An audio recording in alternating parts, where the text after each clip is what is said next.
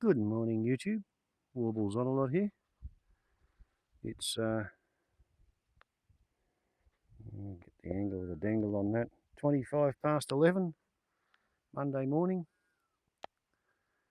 This is, of course, Eric. Come on, come on, boss. You can come in and have a potato. Come on, that's a boy. Yes, you can have it. It's yours. That's a boy. Yes. Oopsie, did it go away from you? Got it. Yes, you have.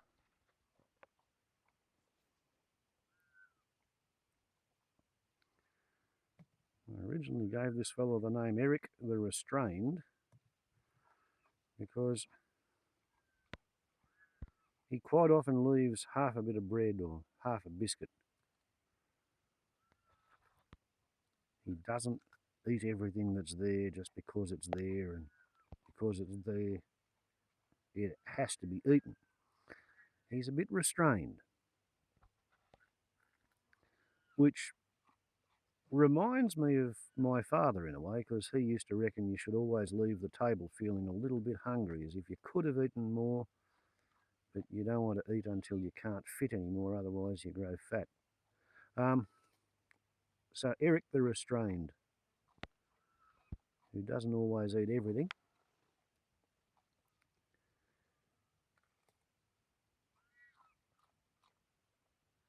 I don't know where he's been for the last couple of days. I don't know where he was for the 5 or 6 months before that. But he's here today. And this is actually the second potato he's had. He's had a couple of slices of bread. He's had a big handful of biscuits. He's had a big drink of water. And he was just sitting there on the lawn between the windmill and the hut.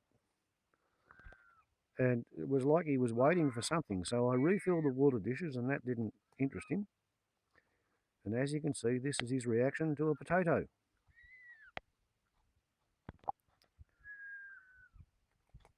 And according to Richard Mann, we should be calling him Eric the Bold. He's an old swamp wallaby and a bold swamp wallaby. I can't argue with that.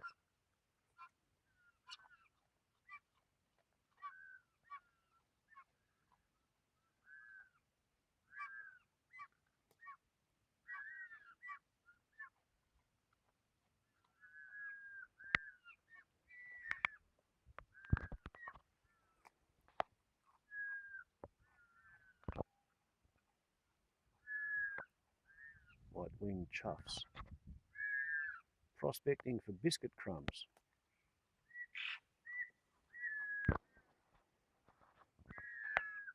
Taking time out from their Pigs with Wings front lawn excavation project. They sort of return to that from time to time when they're not walking around squealing. Still don't quite know what they're after, but I suspect it's a fancy form of a termite which has come here in the honey locust wood, which grew 50 kilometres to the east of here and about 2,500 feet lower down.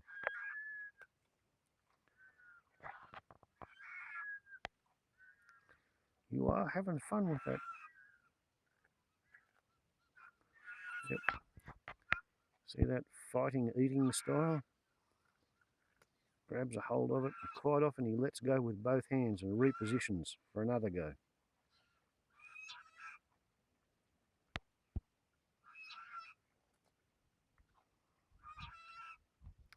And then twice in a row you don't let go just to prove me a liar. Isn't that right?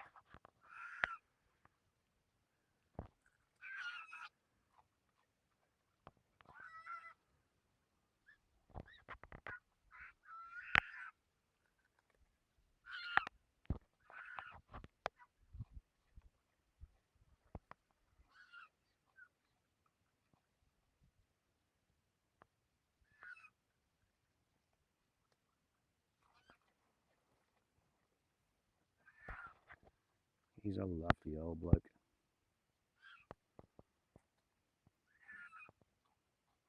I think he's the first male swamp wallaby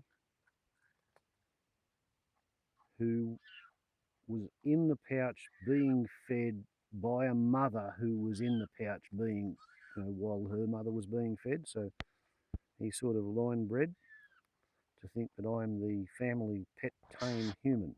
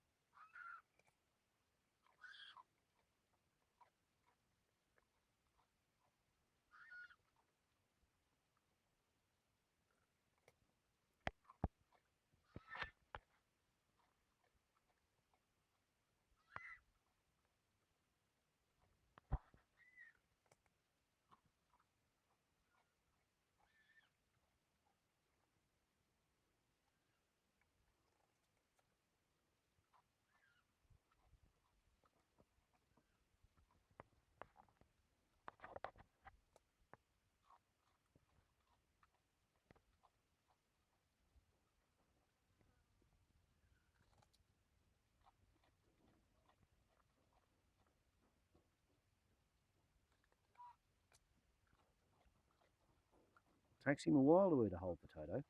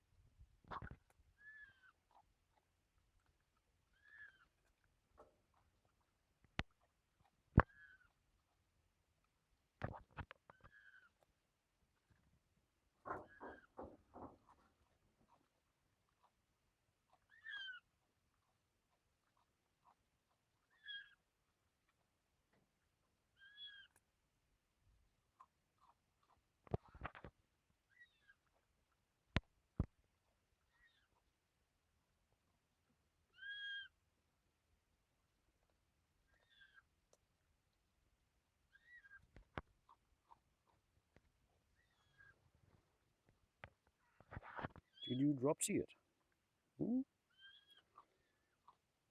It's behind your hands, back level with your heels.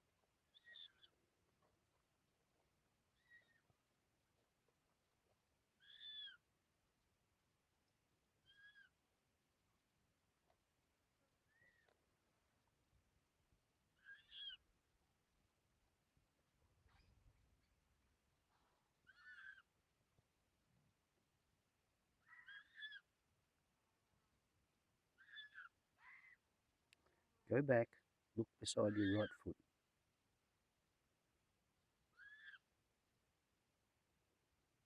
Further, go back.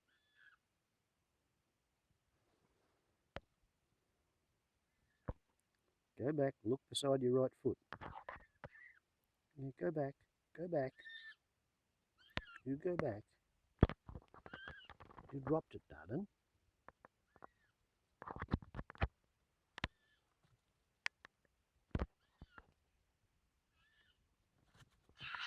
That's a boy. Look, see, here it is. That's a boy. Yes, that's it. See? You had the dropsies.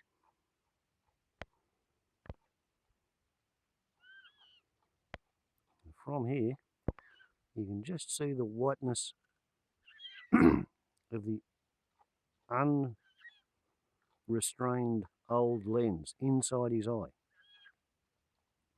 It's just rolling around inside the vitreous humour. But that's more a functional result than having it kept in place and working as a big white cataract. because he's got light-dark sensitivity and movement sensitivity across the light-dark.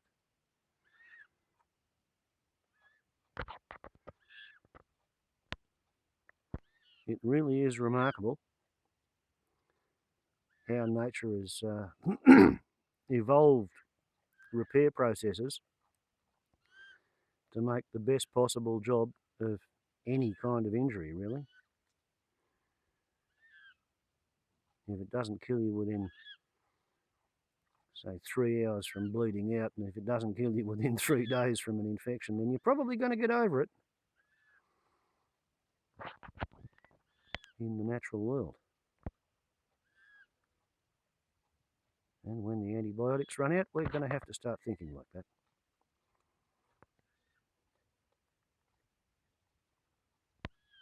Hot salty water and tender loving care, and try not to fuck yourself up in the first place. Isn't that right, boss? Isn't that right? That's a boy. Thank you, Eric. Warbles on a lot to YouTube. Ciao.